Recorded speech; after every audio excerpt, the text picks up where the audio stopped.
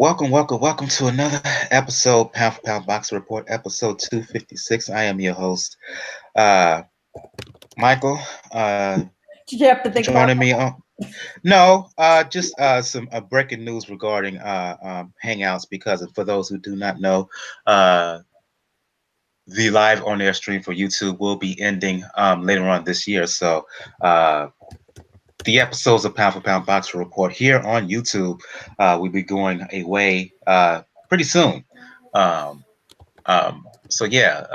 256, Pound for Pound Boxing Report. I am your host, Michael.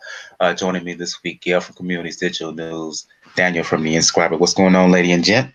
Hey, got a lot to talk about. That's why we show up on Monday, so that we don't miss a thing. Indeed. For those who are new to Pound for Pound Boxing Report, Pound for Pound Boxing Report live YouTube show for the time being, as well as podcast discussing all things boxing. Motto is, when boxing is good, we'll talk about it. When it's bad, we'll talk about it. Bottom line is, if it concerns boxing, we will talk about it. If you want to find out all information regarding Pound for Pound Boxing Report, blog page is really the place to go to, p4pboxingreport.wordpress.com. You check the right of the blog page, you'll find links to where to find us on social media, where to find us on all platforms that carry podcasts, and links to the donate button. Let donation be your best nation. PayPal, Cash Me, donation link, there. And as an aside, for some who may not know, I am a health and fitness coach for Beachbody. You can find the links to my Beachbody coaching page there on Pound for Pound Boxing Report as well. So let's get things going. Recapping what went down this past weekend. A lot of boxing that took place Fridays. It took place Saturday and Sunday. Big fight, of course, is Tyson Fury, his Las Vegas debut, as he fought Tom Schwarz in Vegas. Fury winning by 2-round stoppage. I'll go to you first on this one, Gail. Fury came in with the intent to make a statement, and he certainly did that, both pre-fight, before the fight, and during the fight and after the fight. Everything that he wanted to accomplish, he pretty much did that.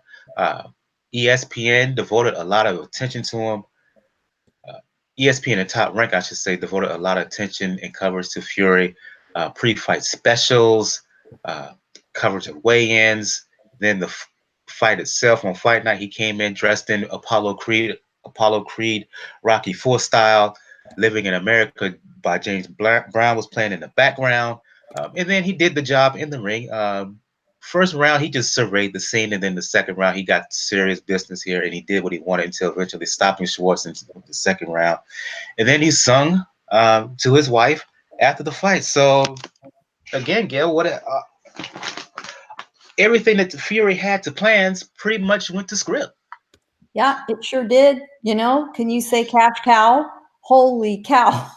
ESPN and Top Rank gave that man a tremendous amount of lead-up airtime. Can you just imagine any other fight getting even a fraction of that sort of build-up? Of course you get a great audience. You know, it'll be very interesting to see what the audience figures are reported as, if they bother to give us one. But that information has a way of coming out. Listen, the fight was almost an afterthought, honestly. You know, the entertainment value, the interest value for the fans, especially those who are suddenly just getting wind of the fact that the heavyweight division is undergoing a huge renaissance. You know, they were getting their entertainment dollar from all the buildup, from all the interviews, all the features, all the, pageantry, the weigh-in, the crazy custom suits Fury was wearing, including at the post-fight news conference, if you check that one out. And that absolutely crazy, theatrical, genius ring walk. Now, all of us on this show know and admire the way a lot of the European ring walks go down. And actually, the ones in Canada are very similar. They're incredibly theatrical, very different than you'll see here in the United States or even in Mexico. sometimes they're pretty drama filled, but it's usually because of the music and the posse, not the theater aspects. But man, Fury and Vegas were made for each other. He embraced it wholeheartedly. And what can you say? It was a great time up until the first bell sounded and we got the kind of fight we thought we were going to get, which was a blowout. Tom Schwarz was overwhelmed. He was a paper tiger. He took the fight. I will at least give him credit for that. But if the same people who criticize Dominic Brazil don't have a problem with Tom Schwarz, Tom Schwarz was pretty much the German Dominic Brazil. So Fury got to introduce himself to the American casual audience, and surely they think he's a powerhouse and want to see him again. And that's all this fight was meant to accomplish. I'll go to you, Daniel. The fight was cakewalk. Excuse me, cakewalk, easy work. We all knew that going in.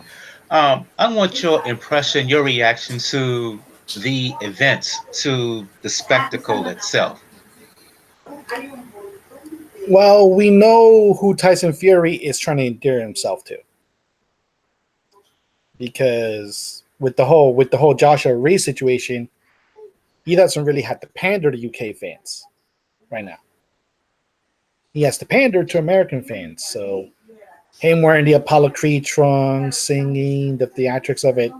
Did they lay it on a little bit too thick? A little bit, yeah, but it works against the right opponent. If it works well against somebody that you're supposed to beat the way he beat Schwarz. You can do that when it comes to like a Vegas theatric, particularly when you're backed up by people like ESPN and you're backed up by people like Bob Arum.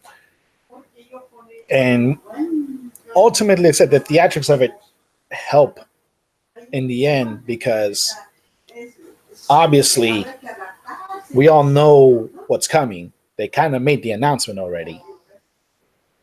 All we need to do is for one Mr. Deontay Wilder to complete his end of the bargain, and we're going to get the fight we were supposed to get this year, next year. So it's just all in preparation for it. Fury, yeah, I could say like Fury's personality fits Vegas like a glove. I'll admit, like, also it can fit too much like a glove considering some of his bad habits, some of his past demons. But ultimately, it's going to be an interesting tale, because it's one thing to be entertaining and one thing for you to stay in a safe haven in the UK, which he pretty much was for a lot of things he said. But a lot of it is now coming back to bite him, because there's an ESPN show, everybody knows it, called Around the Horn. It's like one of probably the best like game shows that you can have involving journalists. One day, I think at the press conference or the weigh-in, a man by the name of Israel Gutierrez won. Like, he won the day, he won the points, and at the end of the show, if you look at it, if you win, they give you like a couple of minutes for you to talk whatever you want. And he brought up Tyson Fury's past comments regarding the LGBT community. And that is like, for somebody, that's where like the whole pomp and circumstance may come back to bite him, because as much of a personality as Tyson Fury is, when those comments tend to come out, you're going to want to pay for it. It isn't a situation where, like Manny, it isn't a situation like Manny Pacquiao, where Manny can literally escape to the Philippines and be insulated by the entire country to protect them from ramifications from his comments. Fury is not going to have that. Here's the thing about that. Fury has in the past made comments that have been deemed by many as homophobic. The question is, see, the guy, I forgot on ESPN, he's mainstream sports guy, so of course he's going to bring it up. And I want Gail's comments into this because she's in print journalism medium, and she also teaches media. Boxing media is another matter. It's a whole different deal, for lack of a better word. Will they bring it up in mass? One, two. When you mention Manny, part of the reason that Manny didn't get any pushback wasn't just the fact that he went to the Philippines to kind of quote unquote hide. One, two, he was protected by Aram. He was protected by HBO, which didn't cover in large part many of the comments that he has said in the past. Don't you think that Aram will try to do the same thing? Top Rank and even ESPN to a certain degree, because for that singular reporter as a body, the goal is to push Fury as an Americanized star. And in the efforts to do that, they're not going to devote attention in great detail to some of the comments of the past.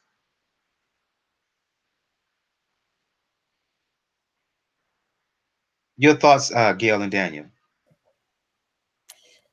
Boxing has made its deal with the discrimination devil a long time ago. Yeah, Manny has made plenty of unfortunate homophobic comments. However, HBO has discussed them. Of course, HBO is a thing of the past. And let's remember, Nike dropped Manny Pacquiao over those comments. So there was some ramification to it. But that didn't stop him from going on Kimmel and all these other American... Absolutely right. It did not. Just like Floyd Mayweather was never stopped doing an interview after going to prison. Prison. He went to jail. Let me put it that way, not prison. Many boxers, including Floyd and others, have done their time in prison for various crimes. Some are crimes of what I call theft, robbery, so forth. Some, however, have been crimes of violence, particularly against women and others. And do they get brought up? Not often. Do they stop somebody whose athletic record is otherwise impeccable, who's good in the ring and a bad person outside the ring? No, they do not. And you're right, the promoters will protect these guys. And in ESPN's case, they have the perfect excuse with Fury, the perfect excuse. Oh, that was before. Right. That was back when he had mental health issues. That was back when he was snorting cocaine like a fiend. Today's Tyson Fury is a different man. They have perfect cover for this. Absolute cover. Is it hypocritical? Oh, hell yes. Of course it is. This happens in boxing. This happens in plenty of other sports, that people get away with things that folks in other walks of life would absolutely not get away with. And let's also take a look at how ESPN has treated various political and social issues among its athletic stars, among its hired personnel. You know, there are certain things that it's okay to sound off on, and certain things that are, otherwise not okay to sound off on. Jamel Hill. So, you know, the rules are very fungible. People are going to be hypocrites when there is fame and fortune involved.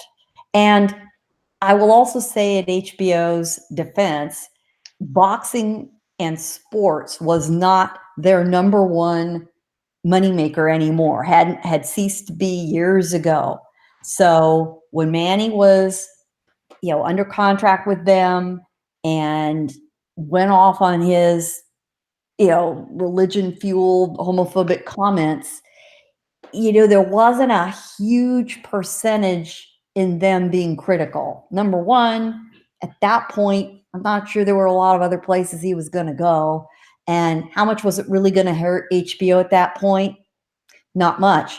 The truth is, their bread was buttered on the entertainment side, where they had a lot more concern about how those comments were going to affect a very diverse audience that it had been cultivating for a long time. So they did speak up. They didn't toss him off the air. They didn't, hang him up and flame him. But they didn't stay silent. ESPN, you're not going to hear a thing. You are not going to hear one thing. And if you do, it's going to be, look at it, he's a new man. Look how he's overcome these comments. You know what?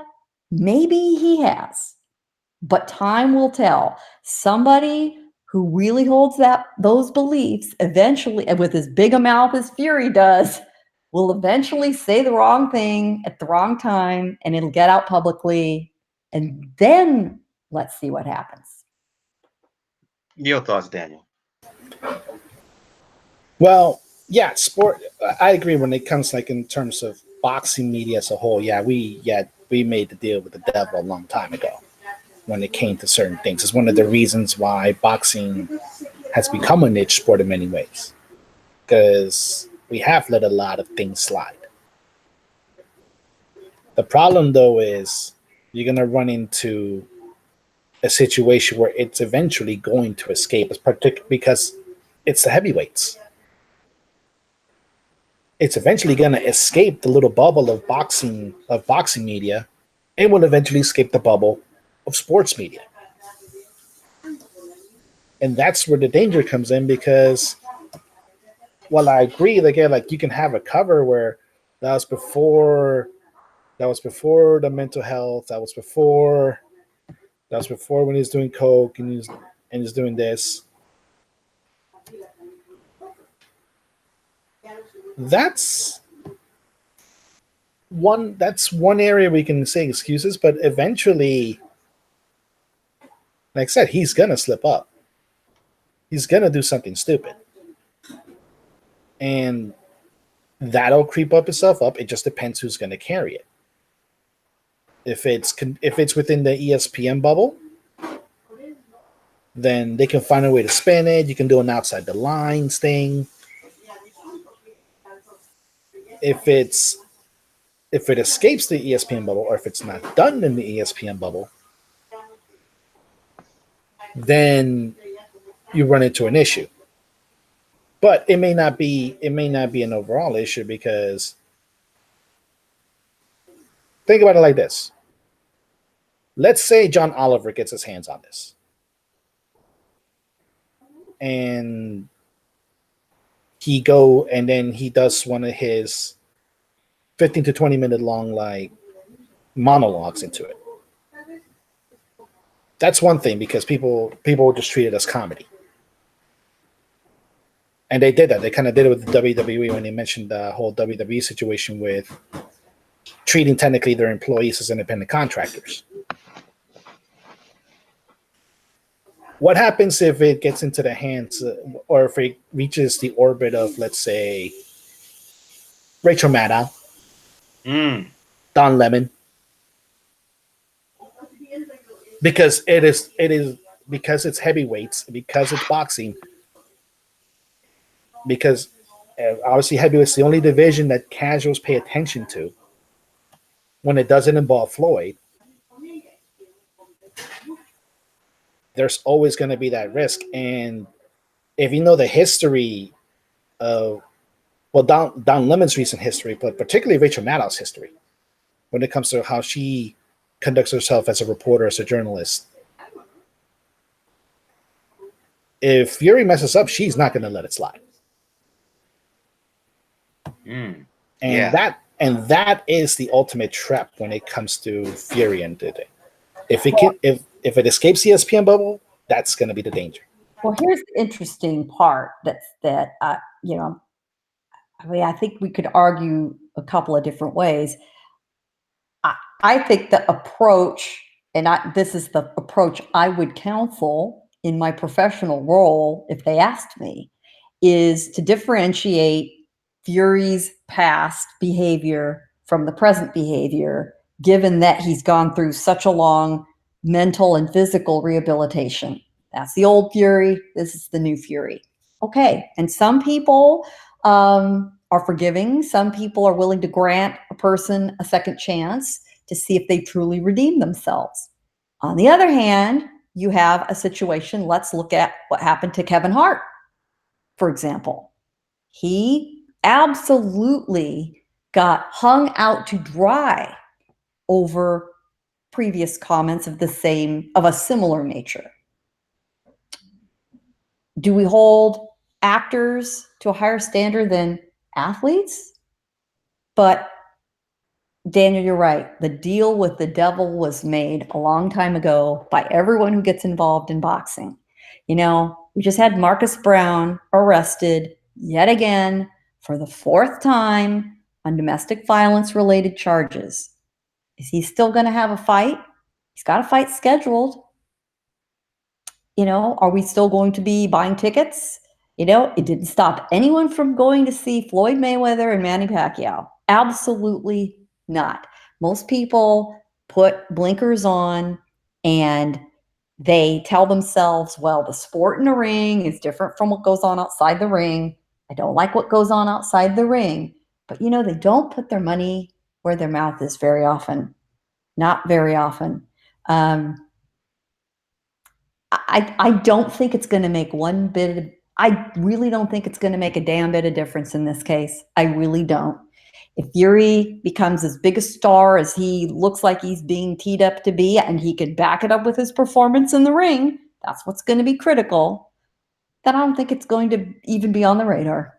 We know Fury has a fight with Wilder. The rematch is going to happen February, March 2020. In the interim, we know Wilder's going to fight Luis Ortiz later on this year. Fury is going to fight either September, October, more than likely October 5th. We don't know who his opponent is going to be, but I find it interesting that Big Baby Miller, who was suspended for having not 1, not 2, but 3 different drugs in his system, he tested positive for prior to what was supposed to be his fight June 1st against Anthony Joshua. He was in attendance at the fight in Vegas. Pictures of him and Aram. Could we see a fight between Fury and Big Baby Miller in, say, October? If not, and I'll go to you, Gail, and then you can follow up, Daniel. Who will Fury's next opponent be? Presumably in October, back here in the States. Also at that fight, also seen on social media, also snapping selfies with folks, Kubrat Pulev. That's who I think the fight's going to be with. You know, and there's somebody else with a little bit of baggage outside the ring. But yeah, you know what? The big difference is, let's talk about Kubrat Pulev's missteps versus Big Baby Miller's missteps. What Pulev did doesn't affect the health and safety of his opponent in the ring. What Miller did does. That's where I have a problem. That's where I draw the line. Because for whatever bad behavior we've just been talking about by the various players involved, it doesn't endanger their opponent. But when Miller or anybody else takes performance-enhancing drugs, it does. When they play dirty in the ring, it hurts somebody. They're putting their lives on the line. So it better not be Miller. That I would take great offense to. If it's Pulev, that's a great fight. From a sheer athletic competition standard, that's a good fight. Might even be a tiny bit more risky than necessary as far as a build-up fight goes. The other extreme long shot would be if Joseph Parker has a super easy fight and he's got a fight on the books coming up. But we'll see. But I think Pulev being in attendance and apparently paraded around, you know, pretty obviously tells me that he's got to be the leading contender. I just hope to God it's not Miller. Yeah, indeed. And first of all, shout out to Lisa, Unrivaled Boxing Talking News, in the live YouTube chat. I'll go to you, Daniel. October, Fury's next fight is probably going to be in the month of October in the States. I can't remember the venue. He said after the fight, but it escapes me where he said it was going to be. Will it be against Pulev? Will it be possibly against Big Baby? I echo Gail's sentiments, not only because of what Miller's tested positive for, but I thought that Miller was currently under a 6-month suspension. So it would be odd that he would get this kind of opportunity so soon. Your thoughts on Fury's next opponent, Daniel? Well, if it's Big Baby Miller, it doesn't really have to be like a fully sanctioned. It doesn't have to be like a title eliminator, if you can think about it. And you have to remember, not all fights can always be under the best circumstances. I know I'm going to pull this out, but it's a completely different circumstance. And people had to find out about it with the smartphone fans. But we have to remember, at one point before he had to fight Canelo after he fought Canelo, before he started to get a title shot, Liam Smith had to go to Spain and fight like a little-known 4-rounder fight to qualify, to stay in the rankings. It might be a similar situation where, like, it doesn't have to be a 10-rounder. Fury doesn't hold a major sanctioned money belt. So it doesn't really have to be sanctioned somewhere. And I think we've proven ourselves long enough that the suspension of one state will not affect another state. Like, should we remind people of Antonio Margarito's suspension in California and then him wind up going to Texas for a fight? A big money fight, mind you, against Manny Pacquiao. So there's a lot of playing into it. And that's if it's Big Baby. Because if it's Pulev,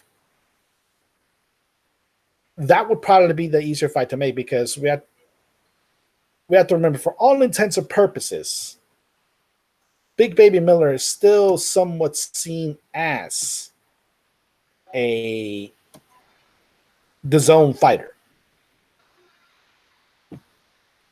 Whereas Pulev, with now his affiliation, I think, with Top Rank, can now go to Frank Warren and make the fight. So that would probably be the easier to do, and it's a legitimate opponent. Somebody that it's in the rankings, somebody that, granted all of his crap and him actively ducking Anthony Joshua, is still good. It's still serviceable in that heavyweight realm. And we also have to remember, he is, I think, the IBF mandatory. And one of the things that Fury has to do in order to get the big money, because he decided not to read the contract, is he has to fight a top 3 level opponent. I don't think it has to be something where it's a top 3 universal. It could be top 3 in the IBF, which we know, like I said, Pulev can fall into it. Big Baby doesn't serve a purpose other than the fact that he can probably match Fury when it comes to trash talk. But that is going to be clouded by the suspensions. It's going to be clouded by the Fury. With Pulev, and this, as I said, this is another great example of, like we talked about when it comes to boxing media. We're going to let the situation where he had with that female reporter, they're going to let it slide. Especially, like I said, after that video. So it's probably going to be Pulev if I'm a betting man. It would really, really surprise me if it's Miller. Because if it's Miller, then they have to go someplace that is not Las Vegas. Before we move on to other fights, again, shout out to an Unrivaled Boxing Talk and Lisa. Lisa asked how we were doing. We're doing good.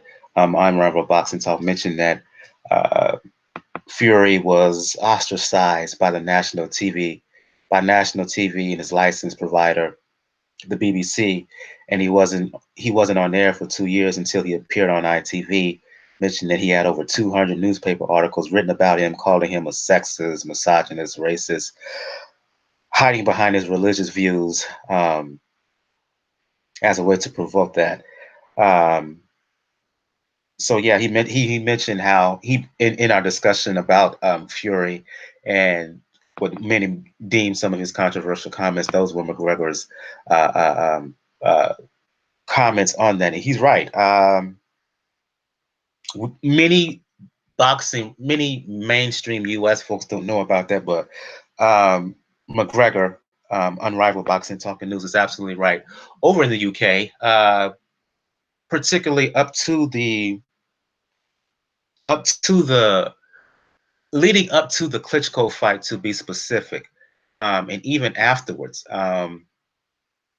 covered heavily was Fury, criticized heavily for his past comments, and he was, as McGregor said, ostracized in the media. He was outcast,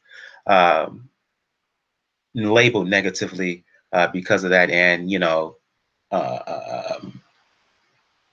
presented as, for lack of a better word, as a pariah and a controversial figure. Lisa asks, do you think Fury will get more love and respect in the U.S.?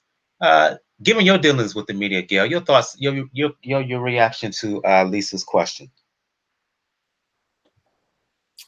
Will Fury get more love in the U.S.? Is that the question? Yeah, she asked, will Fury get more love and respect in the U.S.? I guess as opposed to in the UK, especially given some of his past comments and how he was heavily criticized in the UK. Yeah, I do think so. I think there are a number of factors. First of all, there's just an interesting saying that you can't be a prophet in your own land, which I hear a lot in business. I think it applies to boxing too. He's a bit more of an exotic creature to us. He's interesting.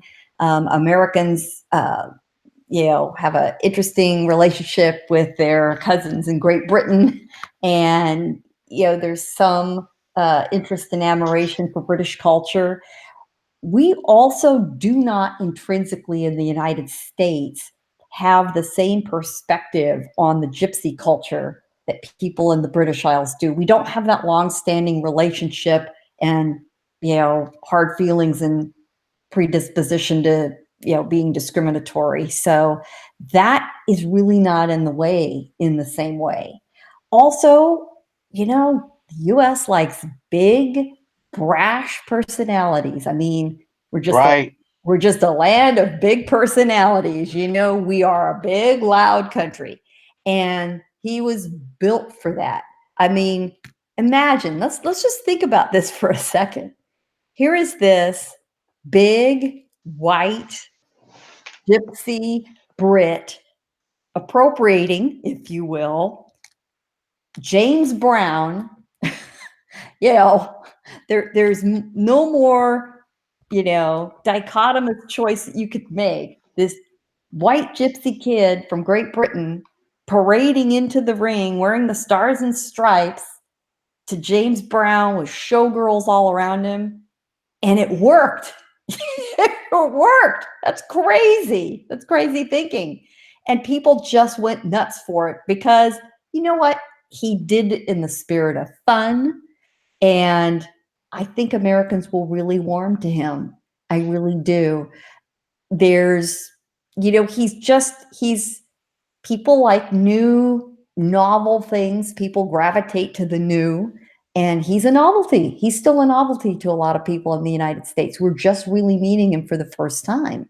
Unlike those of us on this panel and listening to the show who know him, who know his backstory, who know both who know the good, the bad, and the ugly about Tyson Fury. So most people seeing him on Saturday night, didn't have any of that baggage. So yeah, I think he'll be, and there is this thing in America, we, for all of the talk at highest political levels, we do embrace immigrants. And when they respect our culture, we respect theirs. And it does seem that Fury does have that respect. So it'll be interesting to see how this develops. Indeed, indeed. McGregor, who I believe is a traveler, he was saying, "Preach," in terms of your commentary, your last comments about Fury. He says he knows him personally. Lisa says he's definitely a casual. For those who are in the YouTube chat, Unrivaled, Lisa, Olamaka, I believe that's how you pronounce the name. If I'm wrong, please excuse me. Be sure to hit that like button if you haven't already. And also hit that subscribe button. Again, likes and subscribes are certainly welcome here. For as long as we're on YouTube live, and like I said to begin the show, YouTube is going to end live on their Hangouts by the end of this year, unfortunately. But we'll still have Pound for Pound Box Report. We'll have it up some way, somehow, some way. Yeah, hit that like button, hit that subscribe button.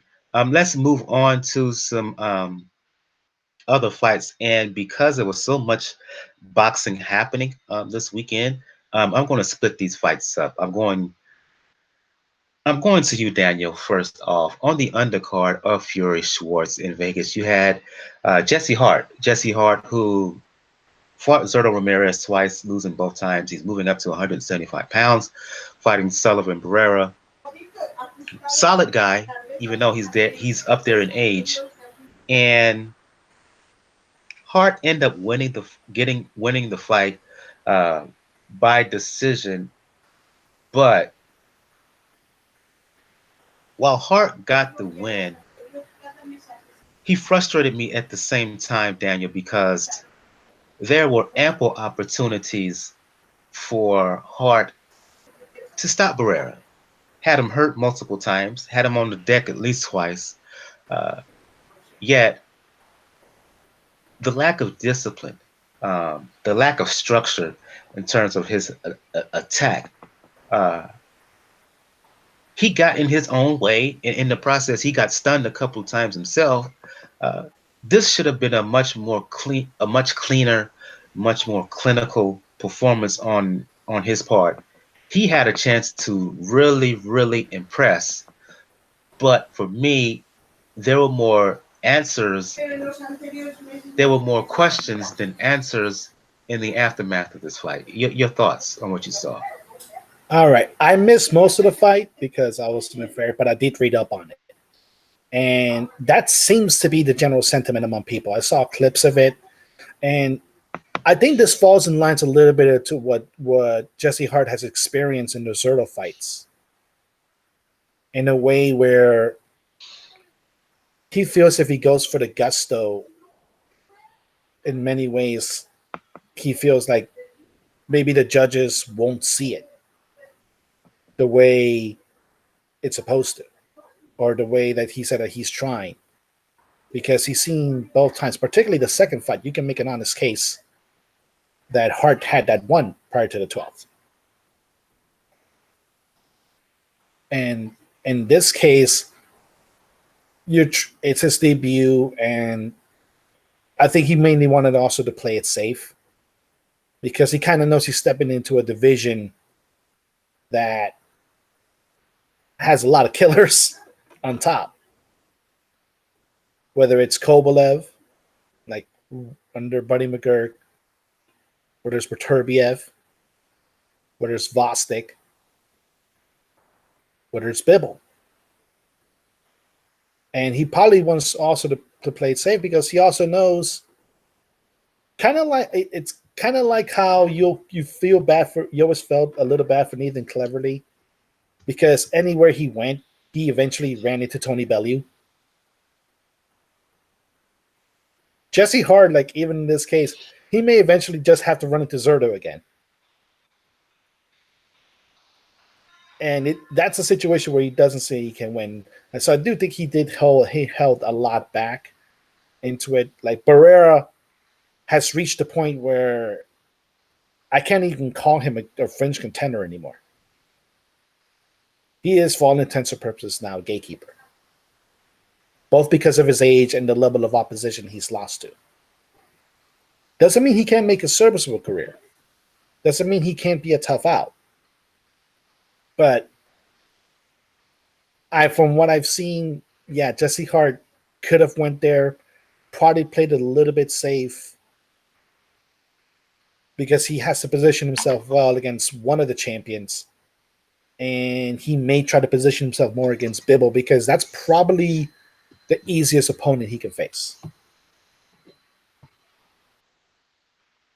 I'll go to you, Gail, for this quickly, since Daniel said he didn't really see much of it. If you were able to watch the fight live or even in the aftermath on replay, am I too harsh here on Jesse Hart? No, I don't think so. I did see the fight. You know, I think it said a lot more, unfortunately, about where Sullivan Barrera is right now than Jesse Hart. You know, I think Barrera has just been through some really tough contests. I think, you know, he's on that downward graph of his career. And, you know, bless him, he's willing to take a fight. He's willing to step in. He's never hesitated. But at this point of his career, you know, he is just no longer on the top tier. I mean, he barely got past Sean Monahan earlier, you know, last fall. So, you know, it's sort of like, you know, it's not quite as extreme as Tyson Fury and Tom Schwarz, but they aren't playing on the same, they aren't on a level playing field. I wasn't real happy about some of Hart's tactics, but on the other hand, Barrera was whining quite a bit during the fight about some of them. You know, I don't think Hart is really ready for any of the big players in the division. I do think, though, he made the right move stepping up, and there's so much more activity at light heavyweight than there is at super middleweight. It gives him a lot more varied opportunities. With super middleweight, it's sort of the few guys at the top, you know, which frankly it's Callum Smith, and then everyone else. So in light heavyweight, you've got, you know, the A group, the guys with the belts, and then the tough contenders. And then you've got the next tier, and then you've got the gatekeepers, the shop-worn guys that are, you know, are still going to get in and fight. They're not quite done yet, but they're the ones that should be taking on, you know, the very young rising stars as Tess, the journeyman, that kind of thing. Where does he fall? You know, we're going to need to see a couple more fights to figure it out. I'm not sure what we saw with Barrera tells us all that much, except that Hart is now in the right division. And, Go ahead. Hart looks so much damn bigger than Barrera. You know, I'm thinking, how the hell did he fight a super middleweight? It really, you know, for a round or two, that's all I could think about. Unrivaled Boxing Talk says in the chat now, he thinks that Bivol is the worst style for Hart's personality. It's not just Bivol. I think Marcus Brown would be the wrong style in terms of just in the ring. Kovalev, if he's on his A game, Kovalev would wipe the floor with him as well. At this point, based on what I saw, I don't think he could beat Glowacki. Bertobiev, because he's so raw in there, he just goes strictly for power. But then again, Bertobiev, he's so doggone strong and he hits so hard. He touches Jesse Hart on the chin. He takes him out as well. Yeah. So this is the reason why I say Bibble. This is the reason why I say Bibble. And like I say, in the fights that I've seen him, including the fight I saw him live, I see the mentality of him where if he doesn't feel he can knock somebody out within the next 4 rounds, he doesn't try. Well, he just goes for the decision. Well, yeah, he doesn't try to go for the knockout because he's so technically proficient, nobody can touch him. He can box somebody into next week. So he can always find a way to win. That's true. But he isn't going to, you know, and Bivol's rarely going to be in a rough and tumble fight because once it does get rough, he backs straight out and relies on his skills. And That unfortunately is going to hurt him with fans. It's great for his record. It's great for his health. It's going to help him avoid getting hurt. But, it doesn't always thrill the fans, especially when they know he does have knockout power when he feels like using it, when he feels safe enough to come in and use it. I'll tell you who I'd like to see Jesse Hart with. How about Oscar Rivas? How about Oscar Rivas, who's floating around back there kind of heavyweight Oscar Rivas? Not a heavyweight? Oh, you mean Alvarez? You mean Alvarez? I'm talking about Alvarez. Pardon me. Yeah, I'd love to take on Alvarez. Alvarez is dangerous, but Alvarez showed he can be beaten. So, why not? Alvarez is, now going to need to have, he's going to be on the comeback road, but he's a big enough name to draw an audience. And Alvarez is very tricky. So why not give Alvarez a shot at Hart? That's makeable. That's certainly a makeable fight. And, be interesting, Phil, you've got some interesting audiences on either side who would engage. You've got the Philly fans for Hart, and you've got both the, Colombian and Canadian fans for Alvarez. The Latino market would go for him. And Alvarez is going to need an opponent, and he's not ready for any of the top guys, and he's already fought and gotten beaten by one of them. So let's see what happens. Move on to some other fights here. I'll go to you, Daniel. I don't know if you saw this fight or not. Josh Warrington. We talked about him last week and previewed his fight with Kid Galahad. Showed a lot of praise for him. Just like there was some questions for Jesse Hart, it may be some questions now about Warrington in the aftermath of his split decision win over Galahad. Fight took place in Warrington's hometown of Leeds. I would love your commentary about this in the chat, McGregor. Two questions here. Two questions come into mind. For me, I thought that Galahad did enough to win. But, well, the one question was, did Galahad kind of expose Warrington? That's the one question. The second question is, though I've read a lot of comments that Galahad won, another prevailing thought I saw on social media after the fight was that Galahad, in spite of the good things that he didn't do enough to take, quote unquote, take the title from the champion, particularly in the champion's hometown. Exactly. Your reaction to the fight? Like I said, I thought that Galahad won. I thought he did enough to get the decision. I personally didn't find any noteworthy punch that Warrington landed. And there was no plan B. He kept doing the same thing over and over. And Galahad just basically neutralized the inside attack to the point that the activity and the work rate that we are used to seeing from Warrington just wasn't there. But again, did Galahad do enough to quote unquote take the title from Warrington on the road? Yeah, and that's the key thing when it comes to a lot of ways boxing, particularly boxing in Europe. You have to take it from the hometown guy. You have to really, really, really not only win it, but you have to win in a way where nobody can question it. And unfortunately, in the case of Kid Galahad, in watching the fight, he did enough to warrant a rematch in a neutral area. But he didn't, I agree with you. He didn't do enough for me to say you took it from Josh Warrington. Now, Warrington's issues, like I said, the fights on the inside,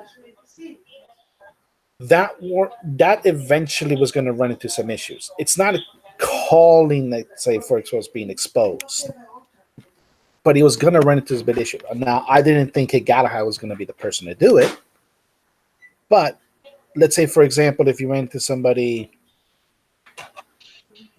like a Carl Frampton,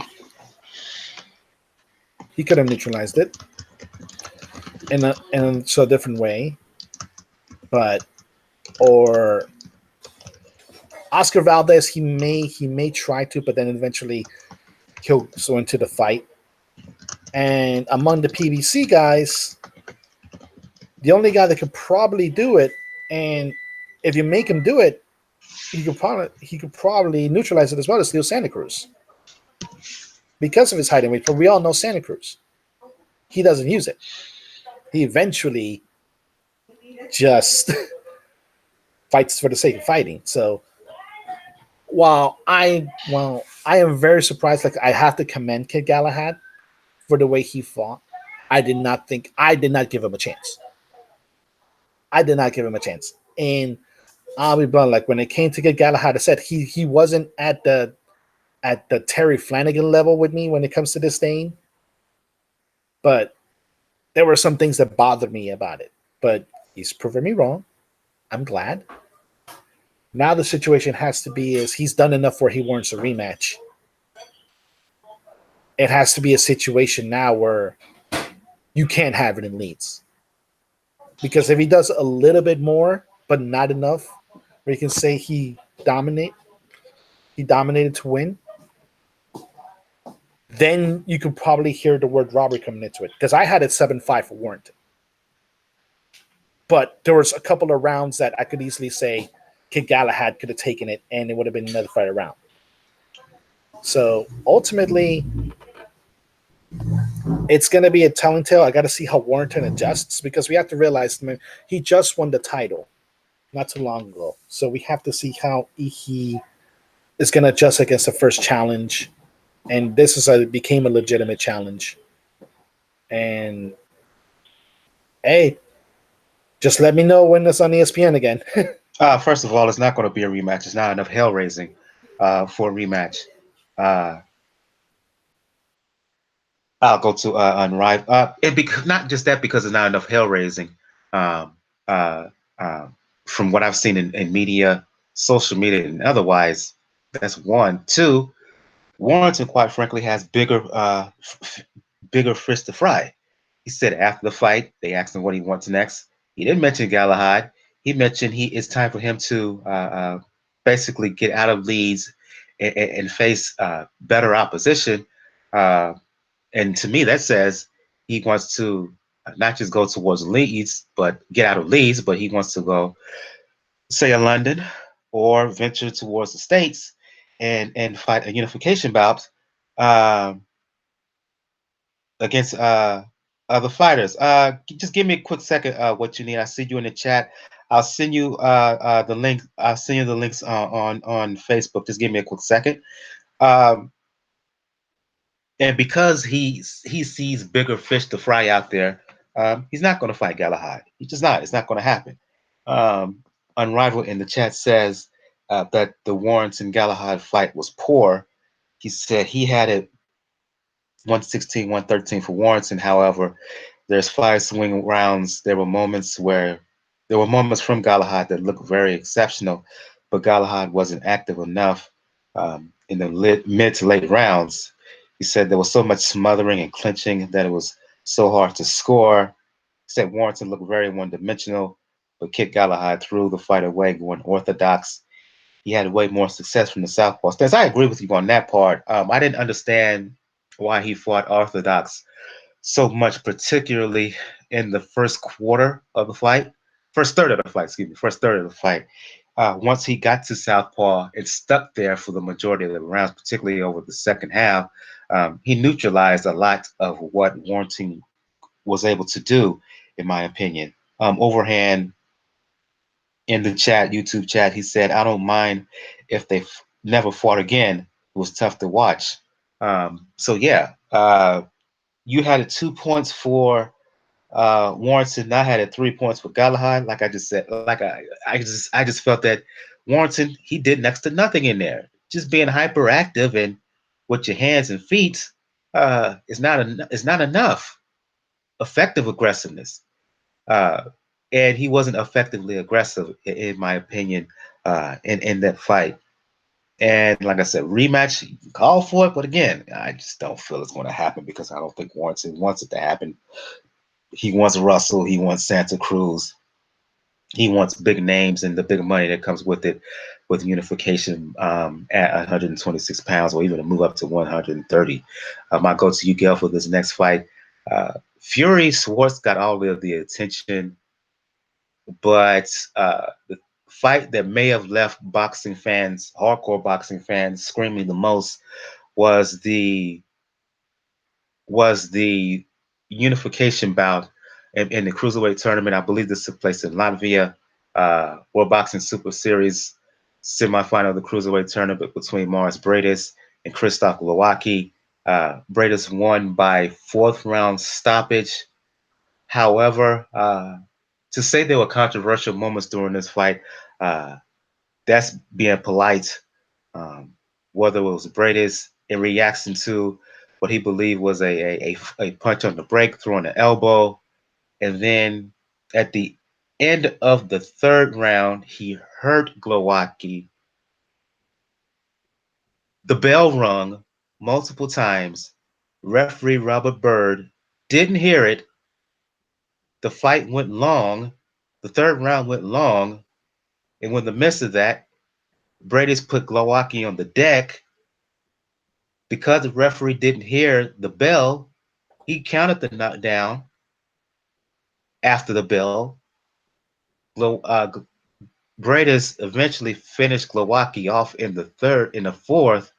I don't know what was more controversial, the elbow from Briedis. He should have got he did get a point taken away, but the nasty elbow from Briedis, or the refereeing of Robert Bird. I mean, he did his best Lawrence Cole impression in there. What was that? Look up hot mess in the boxing dictionary, and this fight is there. What a mess. I am going to make a slight correction. It went 3 rounds. So 3 rounds. I'm sorry. You're right. 3 rounds, not 4. Shenanigans happened in the 2nd round. And admittedly, it was loud. It was in Riga, Latvia. That's Briedis' home country. His fans were going nuts because he was whipping up on Glowacki, and they were trading. And it is understandable in a crowd that loud that perhaps referee Bird didn't hear the bell. And if you've ever been at a fight where the crowd is going absolute apeshit crazy loud, it is really hard to hear. It does happen. But you know what? You have to own up to the mistake. And when you make a mistake of that nature, there should have been a discussion about calling it a no contest. Because never mind the fact that after Glowacki got knocked down 10 seconds after the bell and 10 seconds after the round ended, he got up, but he was, clearly hurt. And who knows what condition he would have been in without that knockdown. Would he have gotten through the next round? Don't know. We really don't know what the outcome would have been. So at that point, the only fair thing to do, in my opinion, was to call that a no contest, because that was just an egregious mistake. Briedis, for his part, first of all, after the fight, in the post-fight interview, on worldwide television, admitted he knew that he threw a dirty elbow. He said, yeah, I did it on purpose. I mean, he completely owned it. What? I mean, he was laughing about this. Yeah, I threw a dirty elbow. Yeah, no. Yeah. Ha, ha, ha. And then he talked about, yeah, I heard the bell and I just kept fighting. I heard the bell. Nobody stopped me. I kept fighting. Notice also, if you go back and watch the replay, whoever was ringing the bell could obviously tell it was going to be very difficult to hear. The bell kept ringing, ringing, ringing, ringing, ringing, ringing until the fight got stopped, in the hopes that finally someone would hear it. I mean, just a terrible mess. If it had been stopped at that point, it would have been seen as a very unfortunate mistake. They would have done the best they could to repair it, which is to dial it back to 0 and call it a no contest. But instead, here we go, plow forward. I'm not even sure. I didn't run a stopwatch. Did they give Glowacki a full minute in the corner, or did they start the clock running from when the second round should have stopped, which means they only got 45, 50 seconds in the corner? I have to go back and look. I didn't even check that part. There were just so many things wrong with this fight. That one I missed. In any event, Glowacki's team has officially filed a protest. The WBC had already pulled its sanctioning of that fight, and well, so. Yeah, I'm glad you asked that because Lisa just asked in the chat why the WBC decided to do that, why they pull away from the WBSS, why they refuse to sanction this. They refused to sanction the fight because the fighters are not enrolled. Both fighters are not enrolled in their clean boxing program. Now, say what you will about what you think of the effectiveness of that program. And there's a lot of questions about, whether it's really doing any good or not. But the fact is, and I can't recall which of the two fighters it was that is not enrolled. And I think it is Briedis who is not enrolled. So he wins the fight, and they had problems with that. So, Glowacki is indeed enrolled both in VADA and the clean boxing program. Briedis is listed as enrolled. So, in any event, the WBC found enough problems with this to pull their sanctioning. The truth is, the World Boxing Super Series, as much as we love it, can be a real juggernaut plowing through problems like this because, you call a no contest and suddenly they've got this huge problem with their tournament format. So, they're kind of hell-bent making this thing happen. And the victim is Kzysztof Glowacki. What's he going to do now? At the very least, I hope they take the loss off his record. I mean, it doesn't mean he gets a do-over on the tournament, but he should not have that loss on his record. Absolutely not.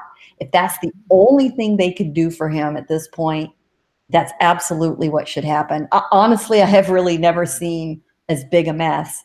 And right after the fight, during the frenzy of people trying to figure out what's going on there, it made me recall when referee Pat Russell, in an equally loud arena, and I was in that arena for the Timothy Bradley versus Jesse Vargas fight, at the very end of the fight, Vargas had Bradley hurt in the 12th round. And the crowd was going crazy. Vargas is unloading, trying to stop Bradley and get the win because he was behind on the cards. Bradley's trying to hold on. They're both bombs away. And Pat Russell heard the 10-second warning clacker and for some reason in his brain processed it as the final bell and stopped the fight. Vargas was irate. Vargas to this day claims with 10 more seconds he would have stopped Bradley. Let me tell you, that would never have happened. He might have knocked him down, but he was still behind enough on the cards it wouldn't have made a difference. Pat Russell ended his judging career over that mistake. He was about ready to retire his refereeing career, pardon me. He never acted as a referee in a fight again after that. And he had decided he was thinking about retiring anyway. I know him very well. He decided, that's good enough. That's a sign that maybe my refereeing days are over. Now, he still works as a judge, and he loves it. He's good at it. Robert Byrd has caused a lot of problems in the ring, but this mistake, it wasn't that he misheard the bell. It was what he did afterward, not owning the mistake and not figuring out once it had happened the best thing to do in fairness to both fighters. So there needs to be a serious discussion about assigning that man to a championship fight ever again, ever. But we've now got Briedis versus Dorticos in the final of the World Boxing Super Series Cruiserweight Tournament. Lisa says in the chat that she believes that Robert Byrd should retire. For me, on GP, there should be a rematch. There should be a rematch really on GP because that was a farce on the part of on the part of Robert Byrd.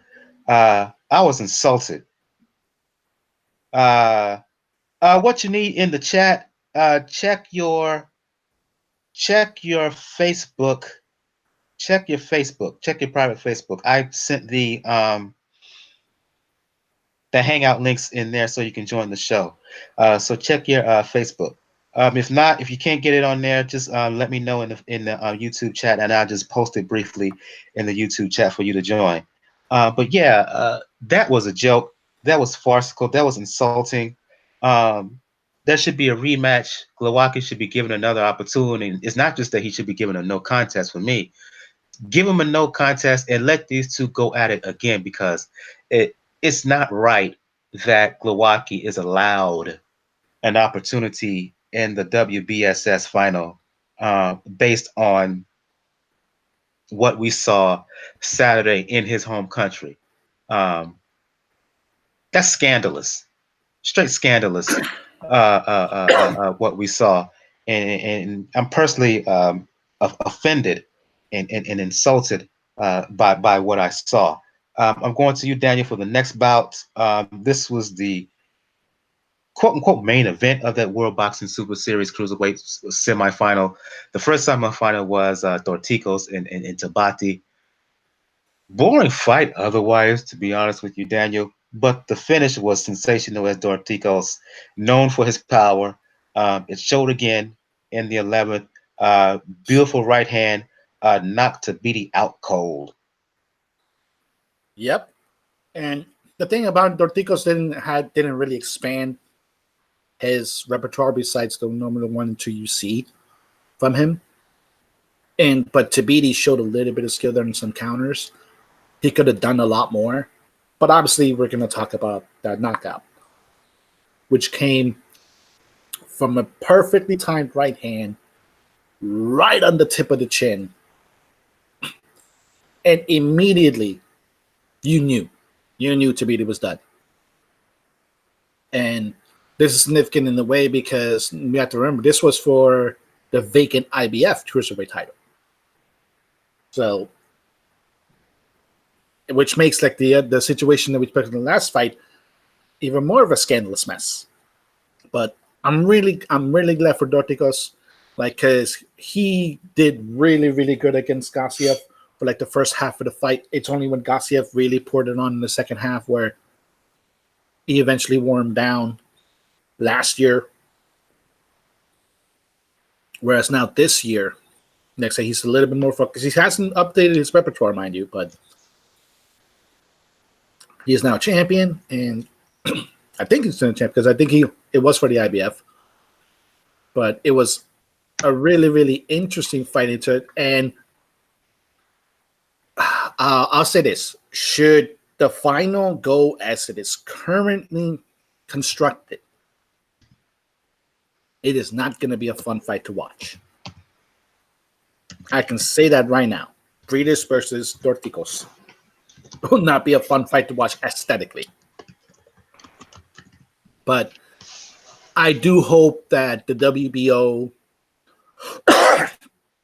other groups do the right thing, especially since Briedis decided to openly admit that he basically disqualified himself.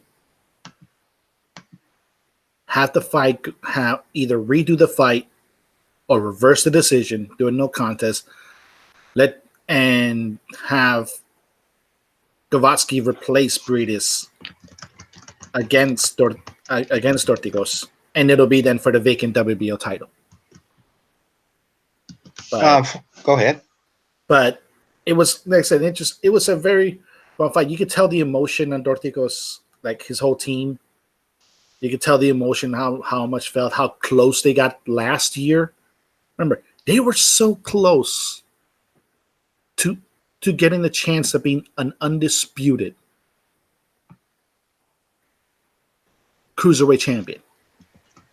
And now they have the chance to do it. They have the chance to go into the final and proclaim yourself to be the top cruiserweight in the post-Usyk era. One more fight to talk about before we go on to a couple.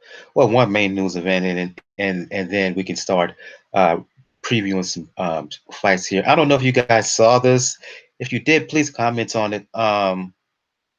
Makabu versus Kudryashov, Dmitry Kudryashov, took place Sunday. Low key fight that not many folks talked about. Makabu won by stoppage, but uh, that was a bloodbath.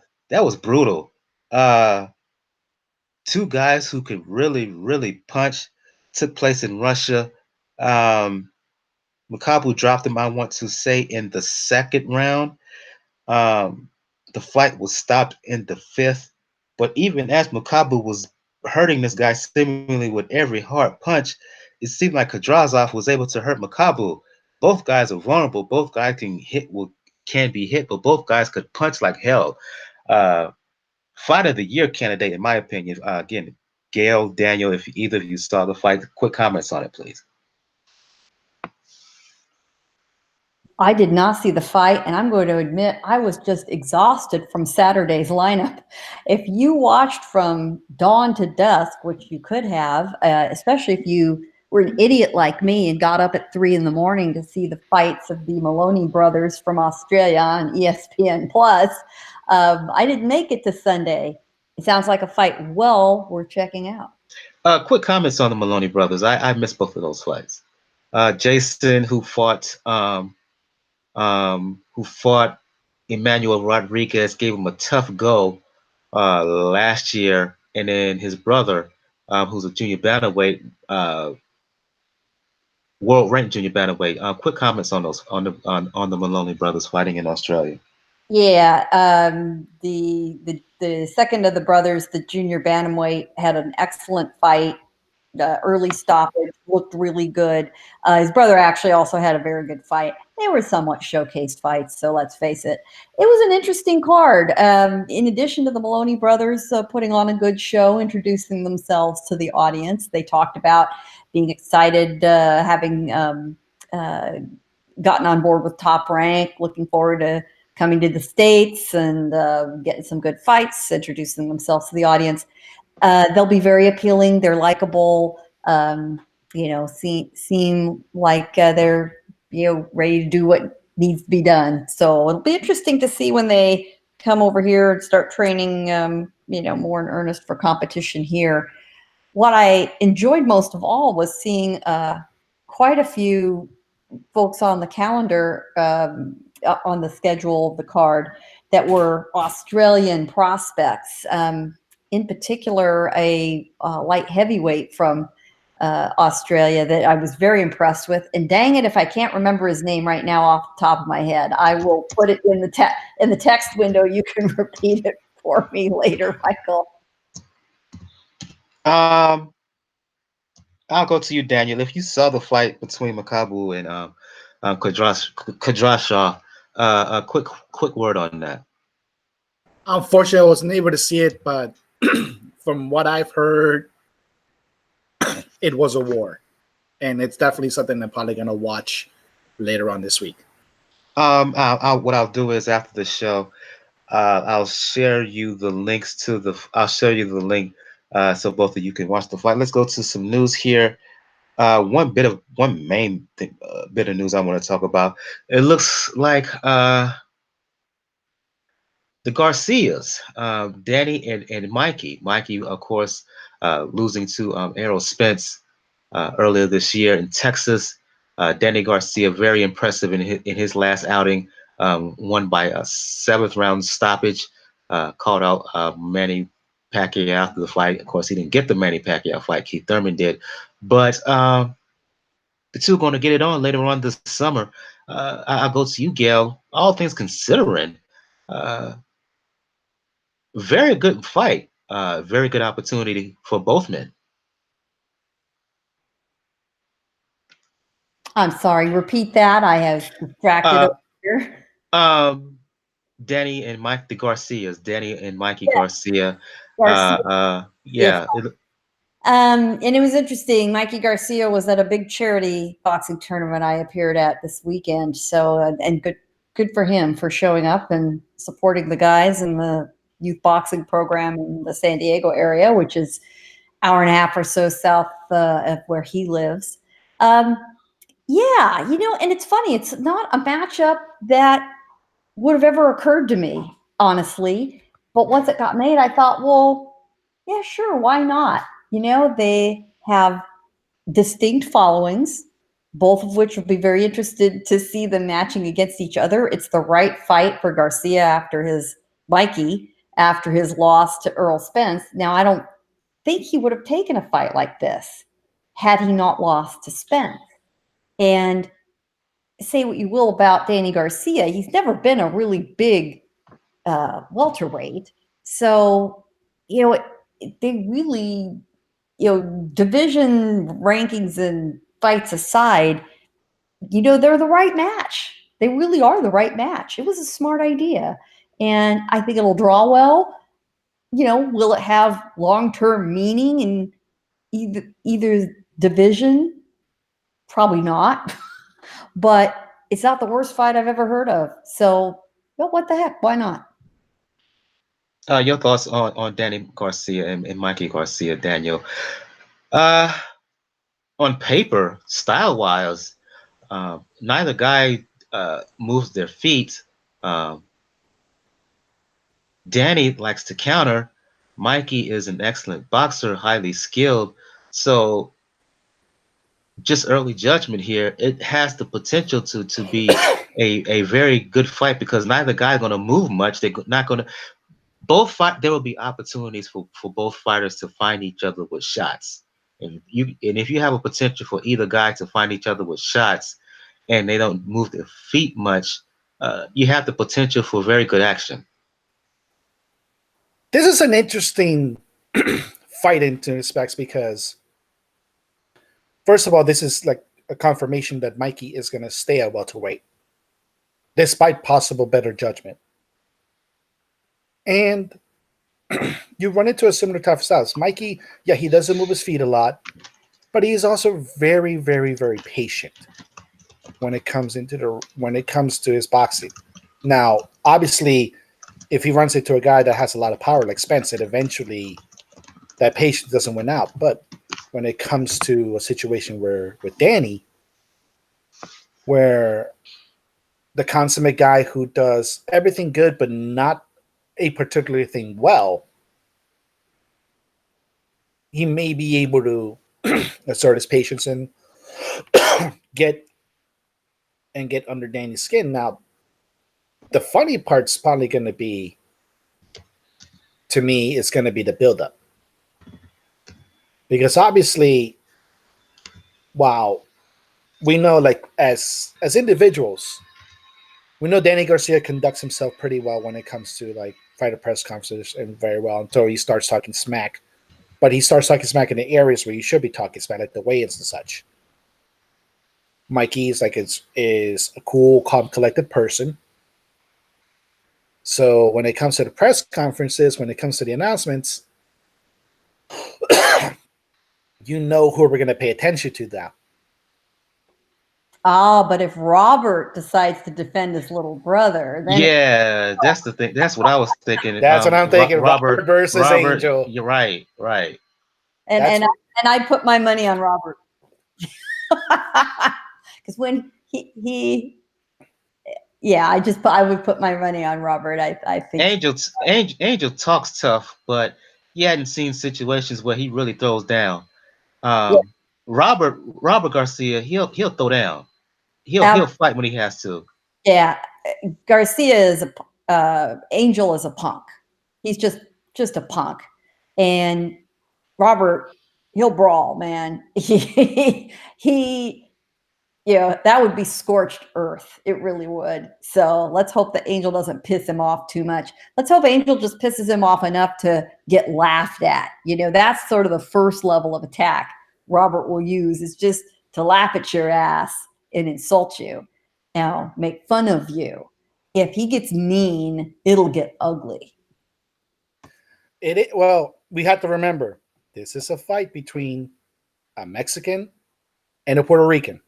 Oh, yeah. Oh yeah. So unfortunately, they don't have to get it ugly. The two fan bases will make it ugly for them. Well, you know what? Everyone in the pool. What the hell? Yeah, and that's good, but that's going to be the funny part because on paper, like I said, this is going to be a very compelling fight. It's like I said, it's the fact that Danny, like I said, can use all his skills pretty good, and you don't have to, and you can't focus on a particular set of skills because he doesn't do one really well, but he does everything good. So it's hard to plan. Whereas Mikey, you know he's going to be patient. You know he's going to look at the situation. He's going to notice what he's going to into it, and then he's going to start countering and starting boxing. So on paper, it's going to be a very compelling fight. The ultimate aspect of it is how much is a spectacle going to be, especially like if Angel starts talking smack, and then Robert starts talking smack, and we're not even going to talk about Mikey's dad, because you know Mikey's dad is also in the corner. So that is going to be a very, very, very interesting build up to a fight. And actually, it may be one that a certain parent company of a certain mixed martial arts promotion may look into it as a possible risk for a quote-unquote future investment. Some comments in the chat here, going back to a previous discussion we had about Tabiti and the Dorticos. Overhand said he thinks that Tabiti might be too small for cruiserweight. Lisa says that Tabiti is a good fighter, but she felt he was too green for the tournament. In terms of the discussion we're just having right now about Danny and Mikey Garcia, Overhand said he believes that Danny bullies Mikey. Overhand said that PBC took Angel's mic privileges already. That don't matter. That doesn't matter. Angel's a hothead. He has no filter.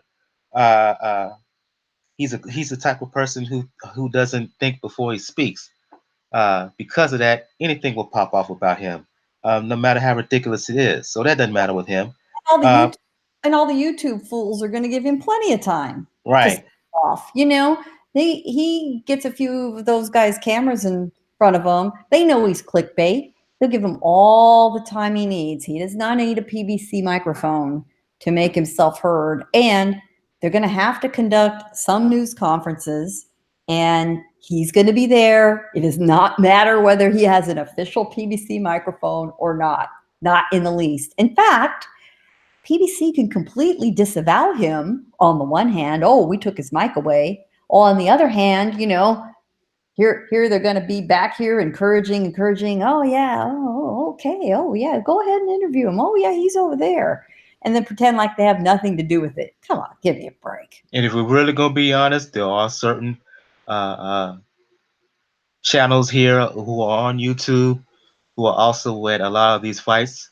And I'm convinced that some of these outlets, they go to Angel just to get a comment and bait him into making comments. Of course. So like I said, so he don't so what if PBC took away his mic privileges? That's not gonna matter. Absolutely not. Those guys, I mean, I wish they didn't do it, but I get it. They need clickbait. They need the page views to, you know, stay alive. I mean, I really wish this was not the universe we lived in, and that there was actual solid reporting and ethics of journalism being involved, but that's not what happens on YouTube. And as long as you understand that and then choose to consume that stuff, hey, that's your choice. I get it. And we could do a whole nother show on that, so I'm going to stop right here. I mean, let them do what they do, but you know, it is what it is. That's the landscape in 2019. Yeah, that's not the landscape in general when it comes to YouTube. That's the landscape in general when it comes to media. For God's sake, look what we had this morning on First Take with LeVar Ball. Yeah. Well, if you're talking about sports media, yeah, I would not extend that to the entire media universe. Yeah. You know, and part of it, frankly, is because there's such a void in what I would call traditional, legitimate, sourced, ethics, rules-driven sports journalism, there are very few full-time paid boxing sports writers and reporters left in this country. So these guys on YouTube and those that are hustling, have come into the void. And hey, folks, that's what you get when that happens. And in terms of what Daniel's talking about in terms of LeVar Ball, for those who do not know, during the segment on First Take, where LeVar Ball was on there, he, for lack of better terms, tried to shoot his shot at Molly Querim. For those who don't know, Molly Querim is the wife of one Jalen Rose, and I would suspect that Jalen Rose, he's going to see one LeVar Ball. Don't have to be public. You can do it private, but he's going to see him and basically tell him as, bruh, don't you, I know you like to run your mouth or whatever, but you just on purposes of code. He's probably, next time he runs into him, he's probably going to run into him on purpose. It's like, bruh, don't make the mistake of doing that on television to my wife, publicly, privately, or anywhere else. So, it was wrong for what LeVar Ball did, and I'm sure Jalen Rose, given what I've seen of him on television, he's a Detroit dude. He's not going to let this slide, and so he LeVar Ball, he's going to get his comeuppance about that. Yeah, well, we have to remember one thing about Jalen Rose. He's both Detroit and he's a product of Detroit public schools. Yeah. It's not one of these it's not one of the prep academies where you see a lot of good basketball players go to. He was from Detroit public school. So yeah, it is not going to be a fun thing when that happens. But Gail brings up a very, very interesting point. Boxing has become such a niche sport in this country that print publications and even digital publications or sports channels don't see any interest in firing somebody full time.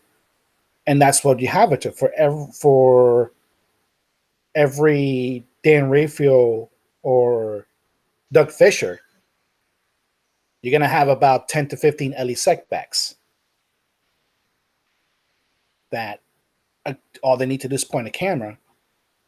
And who practically lives in the Garcia's gym.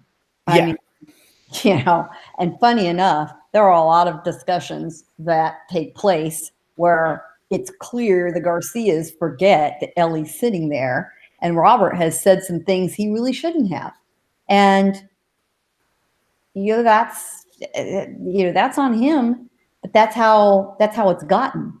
And there are other folks in the so-called media, and there are people who are fairly legitimate, if you can think about it that way, and certainly beyond the YouTube folks, who drink and party and, have personal relationships, not that kind, with these guys, and they can't be objective. That's a problem where I come from. A classically trained person can be friendly with those folks, but they are not your friends, because then you're going to have a very hard time pointing out criticism when necessary. So you don't get full, honest reporting if someone can't keep them at arm's length. That's a problem. Yeah, and that's the issue when it comes into the whole aspect of it. And like I said, this is why the whole Fury situation is always going to be bothersome. Why covering somebody like Angel Garcia is always bothersome in a way, because they can easily forget that since there are not a lot of full-time writers, there's also not a lot of time with full-time columnists. Yeah, there are very few. Yeah. And I mean, I'm not going to come down too hard on those guys. They've never been formally trained. They don't write. They point a camera at people who act up and mouth off, and it gets them high view numbers on YouTube, and it makes them some money, and it allows them to keep going, and it allows them to get media credentials and go to fights. And the truth is, the promoters see somebody getting 5,000, 20,000, 40,000, 100,000 views on a video. That's more than they could get from a thoughtful, well-researched article with opinions backed up by fact and people quoted so that you could fact check it and know everything in there is true. And for all the work you do for that, get a fraction of the readership. Right. That's where we are with media in this country. Thankfully, not with everything, but there are a lot of other niches like boxing where that's happening. And people need to be educated to that. It's not going to, at this point, we can't stop it, but you, the consumer and the fan, need to be educated as to what kind of information you're getting. And you need to filter it because no one's going to save you from it. So you have to be the smart person and filter accordingly and toss out all the trash part and, get the legitimate information out of it where you can see it. Yeah. One more news story before we go into preview fights. Claressa Shields, as we all know, she began her career at 168, won the title there, went down to 160, unified the belts, became undisputed champion. A lot of talk after her win over Christina Hammer to unify all the belts at 160 pounds was a fight with Cecilia Brækhus. Catchweight. Well, we now learn that Claressa is moving down again to 154 pounds to fight for a vacant world title as she fights lady by the name of Ivana Hasbazine. Fight is going to take place in August in Shields' hometown of Flint. I might go to you, Gail. Is this the first step of an eventual catchweight bout with eventual catchweight bout against Cecilia Brækhus for pound number one status? That's certainly the intention. It's certainly the first step. How far will we get down that road? Not sure, but every journey starts with the first step, and this is the first step, clearly. So she's going to give it a try. She has said that she felt she could easily come down to junior middleweight. So let's see how that goes. Let's see this performance first, and then we'll be able to tell a little bit better, more accurately, is this really going to be a possibility and ever happen? This is what needs to happen now for us to get there eventually, maybe. I would certainly not call it a done deal. There's quite an age difference for one thing. And, time may run out. I mean, that is very possible that the clock just might tick out. So we'll see what happens. Your reaction, Daniel?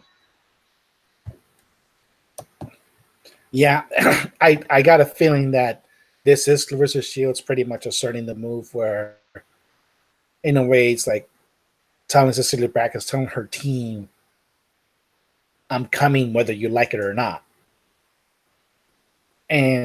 But it's the situation, though, like we mentioned, it is very, very much time against the clock because, unfortunately for Cecilia Brækhus, like I said, she had to make her name not even being in her home country. Like, granted, yes, she was the reason why Norway legalized boxing once again. But at the same time, when it came time to show up in the States, when it came time to ultimately get in the first spotlight, unfortunately, she didn't really look that good. And she was honest about that. So she looked like she was very much ready to be picked up. And it just happens to come in a time where you have two fighters that can be vying for your position now, like in Claressa and obviously with Katie Taylor. But we know the situation with Katie Taylor right now. Like, her last outing wasn't exactly exemplary. Whereas with Claressa Shields, she completely dominated an opponent that many people thought was going to wipe the floor with her. So there's that aspect. And ultimately, it is very, very telling whether or not it's going to be a situation where she's going to force her way into winning, into this situation, because we have to remember at the end of the day, truly at the end of the day, we may not know if it's ever going to make it. And I'll feel bad for Claressa. I really will, in a way, because she's done all that she could. She's legitimately done all that she could to try to assert herself into that aspect. And ultimately, it might be a little bit too late for it. And I think what you need is trying to call us in the hangout. Yeah, maybe. I'll check in a sec. Let's go on to preview some fights here. I'm going to split these fights up. I'm going back to you, Daniel, for this first fight. Fight is going to take place. This show is being recorded Monday, June 17th, on Wednesday the 19th. Very intriguing bout. It's going to take place in Japan, I think it is, where fight for the vacant WBO 115-pound title, vacated by Nietes, as Kazuto Ioka, the guy Nietes beat for the then vacant title late last year. Ioka's going to fight number one contender Aston Palicte for this now vacant, once again, WBO title at 115 pounds. Boxer versus puncher here, Daniel. Ioka is more of the boxer with power, good power, fast, good shots to the head and body against a Palicte, who's, while he has skills, he's more known for his physical strength and his ability to punch. Your thoughts on this contrast of styles? It's interesting for me. It'll be interesting for me to see it, because we know, like in the first big fight, you kind of, in Kazuto at this weight, how it would wind up with him against Nietes. But this is a completely different animal for Nietes. Nietes is a really, really good boxer. Like you mentioned, the other guy has a lot more physical strength into it. And while Kazuto is very skilled, he's never really been tested at that weight with somebody in that size. So that's going to provide a lot of details. That's going to provide a lot of tellings into it. But I do expect, because Kazuto's pedigree, you can hardly question it. I expect Kazuto to win out. It'll probably be a decision, but it wouldn't surprise me if it's a really close decision. Next fight we're going to talk about here. One of the upsets of mid-late 2018, I should say, as Alberto Machado, who was talked about as possibly the best fighter at 130 pounds. Well, he ventured to Indio, California, I want to say in October, I believe it was. What was supposed to be a ho-hum, easy defense against a guy who was lightly regarded, not well known, fighter by the name of Andrew Cancio from that Indio, California area. Excuse me. He didn't just score the upset over Machado. After getting put down in the first round, he dusted himself off and didn't just beat Machado. He beat Machado up. And who happened to be in attendance in Indio for that fight? Our lovely correspondent here, Gail Falkenthal, Communities Digital News, who was in attendance, covered the fight for Communities Digital News. She's going to be in Indio at the same venue for the rematch that's going to happen. Cancio surprised many, surprised all, Gil. Do you think this was a fluke? Do you think he will beat him again? Did Machado just have a night off? or was there something about him that Cancio really exposed and will take advantage of again in a rematch? We're going to see all of that in play. You know what? This fight wasn't that long ago. It was February 9th. Oh, February. I'm sorry. Well, I was thinking last year. It was earlier this year. Okay, thank you for the correction. Cancio is from Blythe, which is right up against the Arizona border with California in the high desert, about 90 miles east of the Indio area. So that is home territory. This officially now makes Andrew Cancio the most famous person to ever come from Blythe, California, which is a town almost as small as Imperial, California, about an hour and a half south, where Andy Ruiz lives. So until Andy Ruiz burst on the scene, Andrew Cancio had absolutely won the upset of the year. Is he going to be able to repeat this? Well, the rematch clause was exercised immediately by Machado and his team. He is trained by Freddie Roach.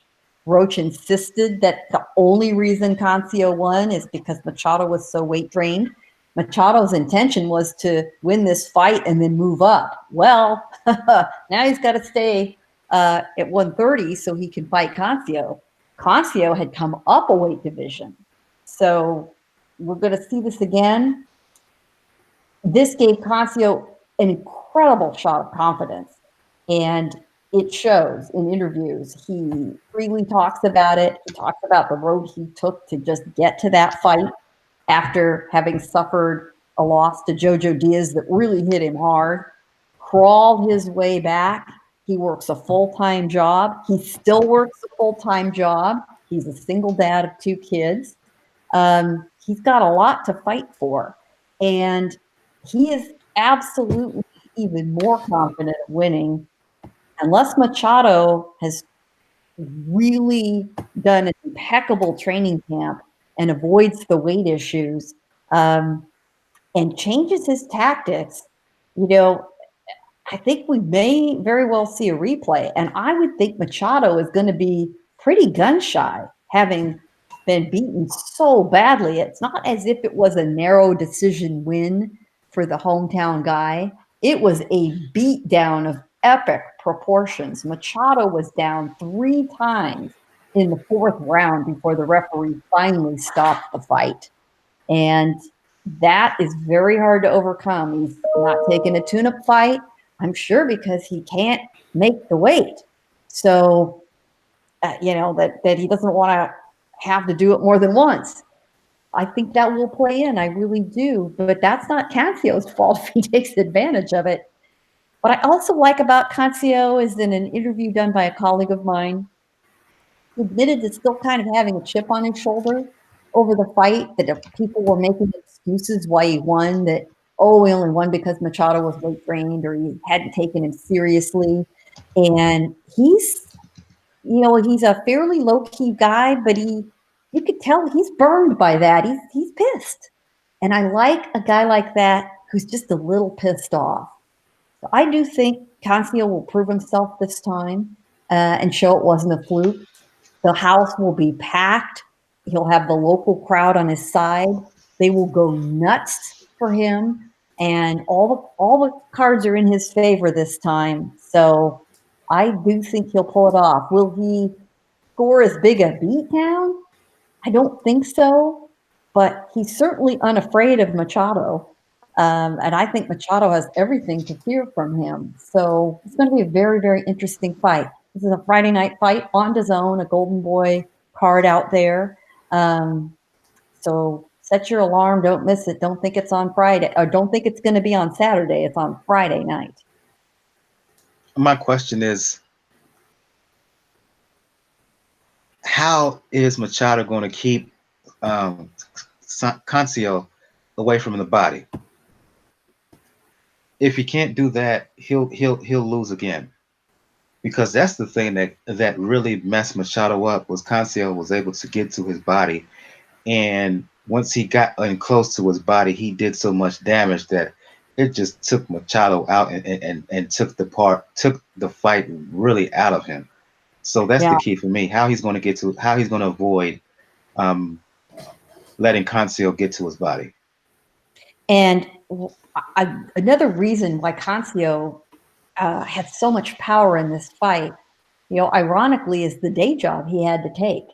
He works as a natural gas line repairman for Southern California Gas. He's relocated up to the Oxnard area to train, and he lives in Thousand Oaks, just inland. So he works up in that area all day repairing natural gas lines. He runs a jackhammer. And he talked about when he first took the job, he'd run the jackhammer for 2 or 3 hours at a time, and he'd go home just wiped out. He said it was just kicking his ass. This is a guy who's been a professional boxer since, I think, 10 years. And he said it just kicked his ass. It took him 2 or 3 months to get used to it. Now he says he's got no problem. Can you imagine what kind of strength and conditioning it gave that guy? I mean, damn. Every gym in America now needs to go run out and buy add to their arsenal, and tell guys, hey, bust up some of that street and that concrete for a few hours. I mean, it's funny, but it's true. It's no joke when you think about what that takes and what kind of work ethic he's got. And you're right. When a guy like that punches you to the body, damn, there is nothing you can do. Machado is really tall for this weight division. To make weight, he can't put any padding on. Let's go to the other Andrew from the desert, Andy Ruiz. Laugh all you like about what he looks like. But, when you've got that kind of padding around you, that's an asset. If somebody's going to hit you in the solar plexus or to the liver, to have a little bit of cushion on you to take that blow. Machado doesn't have any. So the only thing he can do is take those long arms and try to hold him down to the body. Well, leaves his head open. And it also means it pins his arms to his sides just long enough to where he's not going to deliver a punch as fast as if he wasn't protecting himself.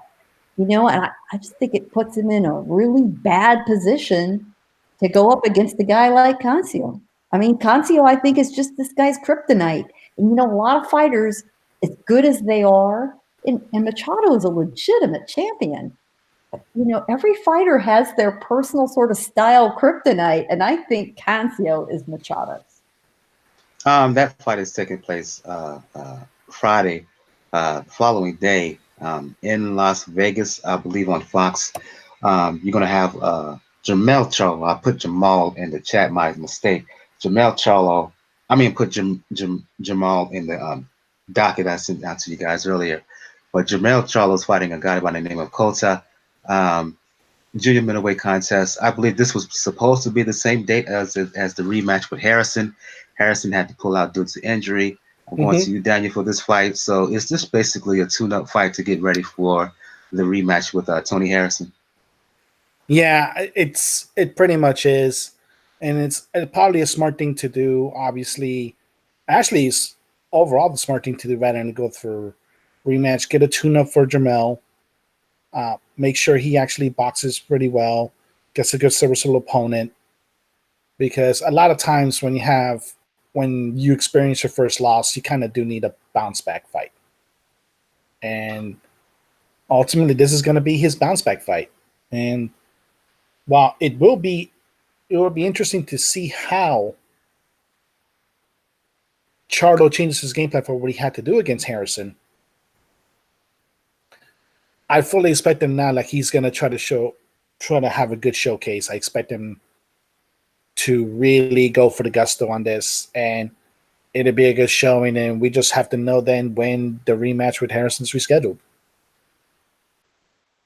Yeah, and going back to the Cancio fight with Machado, I know Angel Acosta, junior flyweight title holder, he's going to fight on the undercard of that. The reason I'm not going to talk about it here because I've seen his opponent, and he should wipe the floor with him easy. That's just a go along to get along title defense. Elwin Soto is the guy he's fighting. I've seen him. I'm not impressed by him one bit. He's a short, kind of squatty kind of fighter. Acosta can outbox him when he wants to and give it his power. He can just sit there in the pocket and land all day on him as well.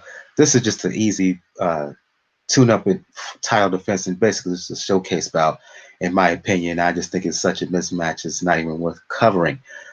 Last bout we're going to talk about, I'm going back to you, Gail, to talk about this on the Jermall Charlo undercard. Guillermo Rigondeaux, I think it's his second fight following the Rigo fiasco, disaster, however you want to put it, fighting a guy by the name of Seha. It's a quote-unquote eliminator, but if Rigo has anything left, even at this stage, he's too speedy. He's too talented. He has too much guile and skill for the likes of Seha. Your thoughts? You know, you know, for whatever skill set or talent or desire to fight Rigo has left, I don't think the fans have one bit of interest. I think the Rigo train pulled out of the station permanently a hell of a long time ago.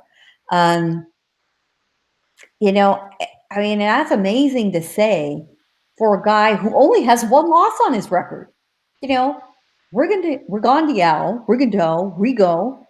is only 18-1, but it's like that's almost like 18-1 in boxing dog years or something. I just, you know, his opponent has 35 fights against Rigondeaux's 18-1. You know, I guess they're going to see what he's got left in the tank, give him a shot. You know, say, you know, pull up one of many Mexican opponents. I mean, there's just sort of a never-ending stream of them out there. And, you know, to his credit, Seha hasn't completely come out of complete obscurity. He actually fought Jamie McDonald back in 2013. He lost, but it was only a majority decision loss, which is kind of interesting. He's, you know, fought all over the world. He fought Anselmo Moreno in Panama. He is coming off a loss. He fought in Mexico City, but it's been over a year ago. So yeah, he's a guy who, you know, on the surface looks like he's got a great tough record, 32-3, 28 knockouts. But man, that last knockout was quite a few years ago. So, you know, we know what we're going to see here. What's it going to prove? I think nothing. I mean, I think nothing. You know, let's say Rigo wins. What the hell happens to Yunier? When does he go into the ring? You know, who wants to see it? I'm not sure. I'm not sure what kind of performance he can put on Sunday that's going to get any more reaction than a shrug of the shoulders. I really don't. Yeah, and I pretty much agree with you. And I think we're going to end the show on that note. I'm going to go around the panel, around the hangout here, the panel, starting with you, Gail. Gail from Communities Digital News, for those who want to talk the sweet science, for those who want to talk Game of Thrones. Well, not Game of Thrones, this is officially over now, but Dancing with the Stars, small business advice, media training. Let the folks know where they can find you. You folks can find me at Communities Digital News, which is a nationwide online news site, not specific to boxing, but we cover sports. And I am there every week at COMM, Digi, D-I-G-I, News, comdiginews.com. I'll go to you, Daniel. Daniel from the Inscriber. For those who want to talk the sweet science, for those who want to talk the NBA, especially when it comes to the Miami Heat. And there's a bit of some breaking news regarding the Miami Heat that I saw earlier this evening on Twitter. Let the folks know where they can find you. Yeah, it's mainly a tidbit at Hassan Whiteside is doing what everybody expected him to do. He's going to opt in the final year of his contract, meaning that A, the Heat are $4 million over the salary cap, but it means B, that now Hassan Whiteside and earlier Goran Dragic are not going to be available for any trade packages. But in the meantime, so you can find me on Twitter, Ruckus99. Either Wednesday or Thursday, I'm going to have a show with the folks at FortBoxNews.com. And like I said, once again, we're going to be covering a lot of what's going to be happening. And definitely be on the lookout, because while not a lot of fights. Like I said, I really was not going to pay attention to Rigo. I'm so sorry. But ultimately, the month should end pretty good because we have Comey versus Beltran. We have Andrade versus Selecki. And we're going to have Jermall. And we know Jermall's always entertaining. Yeah, indeed, indeed. And if you do the show Wednesday, reach out to me. I might be able to join. First and foremost, I want to thank everybody who joined us live on the YouTube chat, live YouTube chat. I want to thank Lisa. I want to thank Overhand. I want to thank McGregor. I want to thank What You Need, as well as Olemaka for joining us live on the YouTube chat. I appreciate all the comments, the back and forth comments, and the questions as well throughout the show. If you like what you heard this evening on YouTube, please hit that like button. Please hit the subscribe button. Also subscribe to us on iTunes and Spotify. If you want to talk boxing with me, if you want to talk fitness or music, anything of that sort, you know what it is on Twitter, Brother JR at Brother JR76. As I said to begin the show, if you want to find out all things regarding Pound for Pound Box Report, the blog page is the place to go to. P4P Boxing Report.wordpress.com. That's the link. You check the rather page. You can find links to. You'll find links to where to find Pound for Pound Box Report all over social media, where to find us on all platforms that carry podcasts, where you can find links to donate. Let donation be the best nation, and also links to my online fitness page. Again, Let's Build Together Challenge. Wink, wink, nod, nod. Daniel Gale starts in a couple of weeks, July the 1st. If you were interested into that, some fun fitness tips, advice, programs. Want to get your body right, want to get your mind right, just interested in general fitness, just reach out to me. On the next episode, Pound for Pound Box Report, we will do a recap of the Palicte, Aston Palicte Kazuto Ioka bout of Cancio Machado to Jermall Charlo and his fight, as well as we may talk Rigo, we may not, because like as you heard from Gail and Daniel, they're not that interested. So it'll be up in the air as to whether we'll recap that bout. And to Daniel's point earlier, a lot of fights happening, good fights happening to close out the month. We will do a preview, I should say, of Comey Beltran, junior fight, stepping up and fighting what can be considered, I guess, the toughest opponent of his career so far. He's fighting Dominique Gwynn on the undercard of that fight between Comey and Beltran.